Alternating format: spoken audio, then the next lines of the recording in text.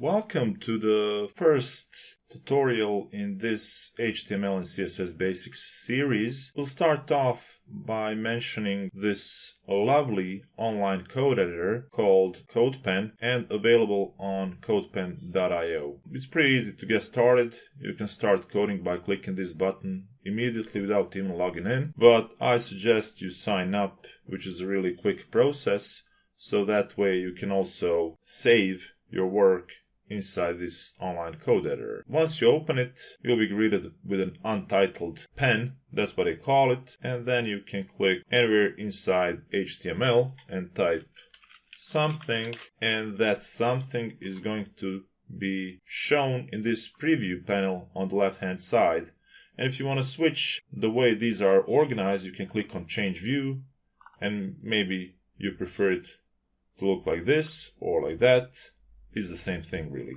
So anyway, we'll keep it organized like this, and we'll actually start already. So maybe you've signed up, maybe you've clicked start coding. Either way, you can now open your first Codepen or follow along with this example right here that I'm going to paste in this video's description. So you've got browser Whitespace and normal document flow. That's the subject of this first example. And here we've got some text. And basically what I did, I've dragged this code panel all the way to the left hand side so we don't see the preview. And the reason for it is when you look at this text and you see how it's written, my question is, can you guess how it's going to look in the browser? So the quick answer to this question is right here. And that's the first explanation that we can see here. Or as I call these little snippets of knowledge, conclusions, right? So we've got some HTML conclusions. We haven't even started working with HTML, but we already have some HTML conclusions. And they are basically two conclusions. The first one is that the browser doesn't honor whitespace except single whitespace characters. So if you have a single whitespace character, the browser will obey it, honor it, will show it on the page, like this one right here between the dot and the capital W. Otherwise, it won't show it. So if you add multiple space characters, or if you add enters and tabs, either one or many, browser will simply, so to say, collapse them into a single whitespace characters. And that's why we get this look for the text we've added to our HTML. And that's basically the second conclusion here. More than one whitespace character, including enters and tabs, gets collapsed to just one whitespace character.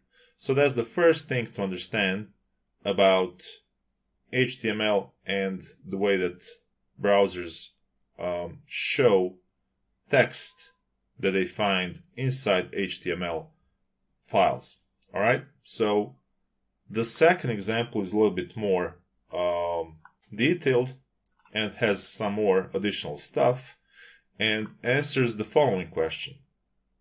How do we make the browser show this text in a different way? Because maybe we really would like to have these spaces and everything else. So this first section I've left here as kind of an example, as a reminder of how this looks like.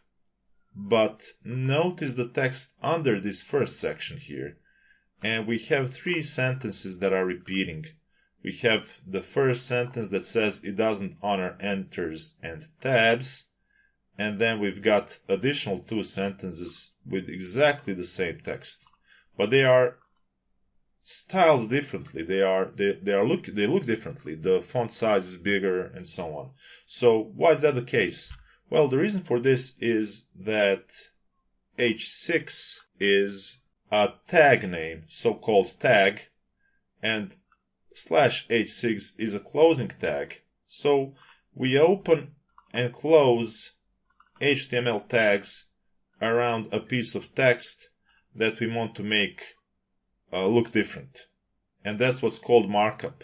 We are marking up this plain sentence here with these HTML tags so as to make it look different. So we can try right now if we add an H6, which stands for heading 6. That's the smallest heading in HTML that we can make. And all of a sudden, our sentence, this is just some random text, turns into an H6 heading. The biggest heading is H1, and by SEO rules, you can only have one on the page. Here, for the example's sake, we're adding 2, but we don't have to keep it this way. We can actually change H1 with H2. And now it's going to look a little bit smaller than this largest H1 heading. So that's our first big point in this example here. That is, to style or to make any piece of text look different, we can simply add HTML tags around them. And the way to add them is we have an less than character, then some specific HTML tags code, and then a greater than character. We have basically the opening tag, and then the closing tag looks exactly the same, except that we have a slash as the second character in this closing HTML tag. So this is the opening tag, this is the closing tag, and this entire thing, including the text, the opening tag and the closing tag, is known as an HTML element. So this is an H2 HTML element, and this is an H2 opening tag and an H2 closing tag. Another rule that we need to remember here is that we cannot do something like this.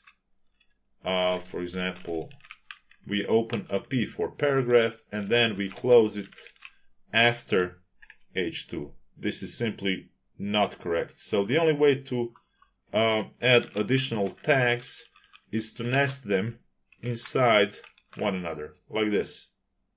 So we need to nest the P tag inside the H2 tag. But we'll talk about that a little bit more in another video. This is just a quick tip to try to remember. Now, as I've already said, we've got some examples of other sizes of H tags right here. And in the end here we've got a div. But if you look at it, it's kind of styled a little bit differently. So what's going on? So this is where CSS comes in. And CSS is simply a way for us to style, to color, so to say, our HTML elements, right? So we have what we can call a target. So we're targeting a div from CSS. We're targeting any divs inside our HTML file. Since there's only one div, this is the only div that gets styled. If we had more, others would get the same styling. So we're targeting a div, and then we have a property, which is background, and a value, which is orange. And then we keep adding property value pairs. And sometimes these values can be complex. Like we have here one property, but we're passing it 3 values.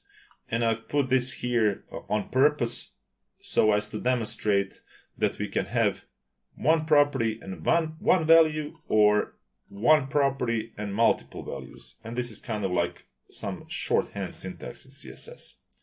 So here are our conclusions for this example. We have an opening tag, less than, greater than, with something inside. Then we've got a closing tag, less than, slash, greater than, and then something inside like a div or a P for paragraph and so on. Then we also can say that some HTML elements only have an opening tag because there's simply no need to close them. An example is a BR tag that gives us an invisible enter character. So we've got a couple of BRs here, and then we've got an HR element, which is a horizontal rule element. And another conclusion that we can make, or actually more than one conclusion, we've got some CSS conclusions. So CSS is used to make a web page better looking, and it's achieved using CSS declarations.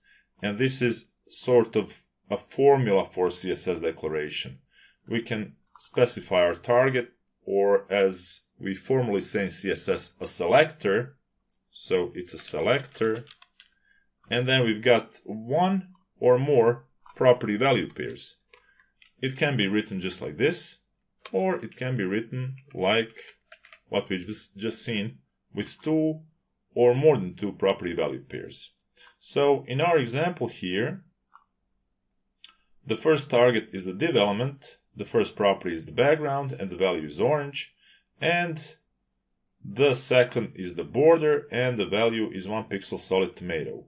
If we change some values here, it's going to immediately update the preview, but that's only how Codepen works. So it's good to remember that this is some Codepen functionality, but we won't go into details here. We've got enough time for that in other videos. So we can also change our line from solid to, let's say, dashed, or for example dotted. But let's for now keep it as dashed. And let's lower the border size to maybe 4 pixels so we can still see it, but it's not too small.